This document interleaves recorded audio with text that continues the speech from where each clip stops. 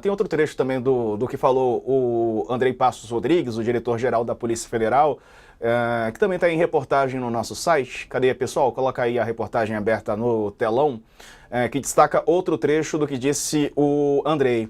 Bom, inquérito sobre o golpe foi concluído sem condenação prévia nem PowerPoint, fazendo uma referência à Operação Lava Jato, né? Lembra daquela explanação ali do Deltan Dallagnol, à época procurador?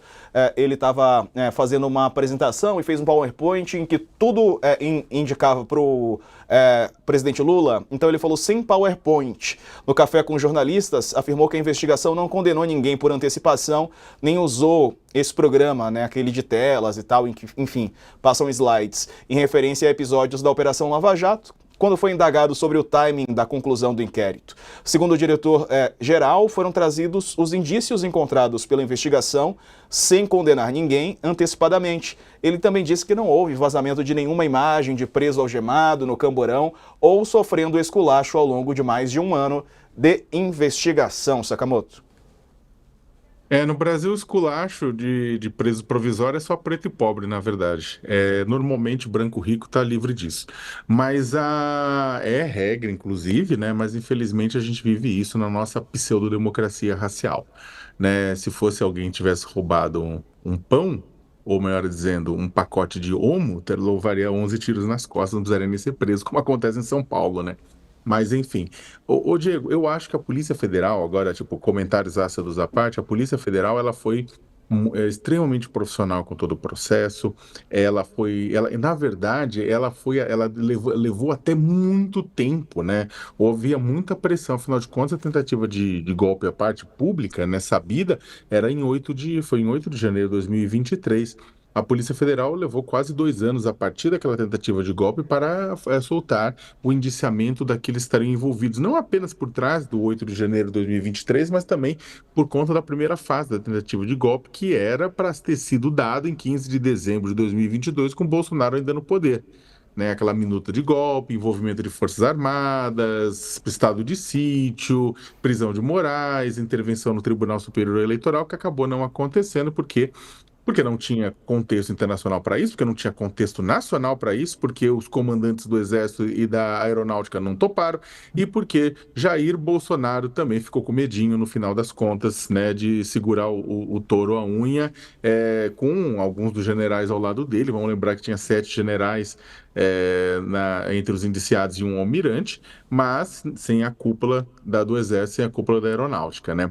Então, no final das contas, a Polícia Federal ela foi muito profissional, ela levou o tempo que foi necessário, ela trabalhou de uma forma muito cuidadosa, ela passou primeiro pelos executores, passou por financiadores, passou por outros nomes políticos, entrou com a caserna no meio, foi evoluindo com calma, com calma. Todo mundo até falou, pô, mas tá demorando muito, e a gente sabe que uma demora nesse processo acaba acarretando um esquecimento por parte da população do que aconteceu. Tanto é que muita gente falava, não, deixa isso para lá, passou a dizer isso para lá, isso faz há 2 anos, vamos seguir em frente. A Polícia Federal não seguiu em frente, ela seguiu a lei, né? E aí a gente agora tem esse resultado, esse indiciamento, e olha, esse indiciamento não terminou, inclusive, né? A própria Polícia Federal já deixou claro que as portas estão abertas a depender das delações que podem acontecer, e espera-se, inclusive, que generais que foram indiciados delatem, né? Entreguem outros nomes, né, envolvidos. A depender das delações, outros nomes podem ser acrescidos à lista final, Diego. Verdade. E tem também, né, Raquel, essa comparação muito feita neste momento. O ministro da Justiça, Ricardo Lewandowski, esteve na Comissão de Segurança Pública, também questionado sobre um possível viés político nessa investigação por parte de delegados. Ele rebateu ali a fala, por exemplo, do senador Flávio Bolsonaro.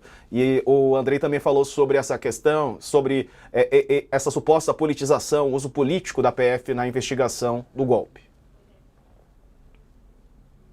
A gente vai ouvir a fala? Desculpa, Diego, não entendi. Quero te ouvir sobre isso, né? Sobre essas versões todas e sobre o que disse o Andrei. Tem sido uma fala recorrente, um argumento recorrente da defesa do Jair Bolsonaro, do ex-presidente Jair Bolsonaro e do entorno dele, do senador Flávio Bolsonaro, de que a PF está instrumentalizada. né? Em várias manifestações eles dizem isso, que a PF está instrumentalizada, inclusive na entrevista que Bolsonaro deu para nós aqui no UOL, que a PF está instrumentalizada e que eles esperam um tratamento mais correto, mais imparcial do Procurador-Geral da República, do Paulo Gonet.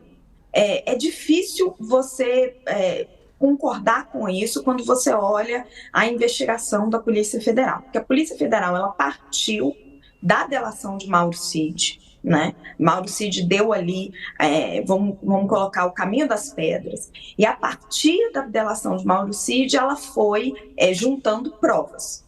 Então, ela juntou provas como a agenda do general Heleno, ela juntou provas como diversas trocas de mensagens entre Mauro Cid e outras pessoas do entorno de Jair Bolsonaro, Marcelo Câmara, o próprio Mauro Fernandes e vários outros ali do entorno de Jair Bolsonaro, que vão trocando mensagens sobre a questão do golpe, sobre os outros inquéritos aos quais Jair Bolsonaro está sendo investigado, para montar todo esse caldo de provas. Isso sempre foi uma preocupação do diretor-geral da PF desde o início da investigação, porque pairava sobre a PF e sobre a gestão do PT, porque existe essa preocupação política de não repetir o que eles chamam de erros da Lava Jato. É por isso que ele fala na questão do PowerPoint do Deltan. O governo do presidente Lula e a PF do diretor indicado pelo presidente Lula não queria ser acusada de fazer uma condenação de um também ex-presidente, era o mesmo caso do Lula, baseada somente numa delação premiada. Então, a PF parte da delação de Mauro Cid e junta uma série de provas. Então, é isso que faz da investigação da Polícia Federal uma peça tão robusta. Certo? E aí a gente pode dividir a investigação da Polícia Federal em dois pontos, né? A gente tem o ponto da investigação da tentativa de golpe, que esse ponto o Jair Bolsonaro nem nega mais, ele só usa outros argumentos, ele diz que o que ele tentou não foi golpe, foi usar instrumentos da Constituição, mas ele não nega mais que ele procurou os comandantes militares, que ele pediu, que ele tinha ciência da minuta golpista, que ele pediu alterações, que ele discutiu estado de sítio, estado de defesa, o artigo 142. E o tal plano verde-amarelo, que aí a indicação da PF é que ele sabia da tentativa do plano para matar Lula, Alckmin e Alexandre de Moraes, porque ele estava no Palácio da Alvorada e no Palácio do Planalto no mesmo momento em que os generais e coronéis envolvidos, no mesmo momento em que eles imprimiam o plano, e aí a defesa de Bolsonaro argumenta que isso é muito pouco,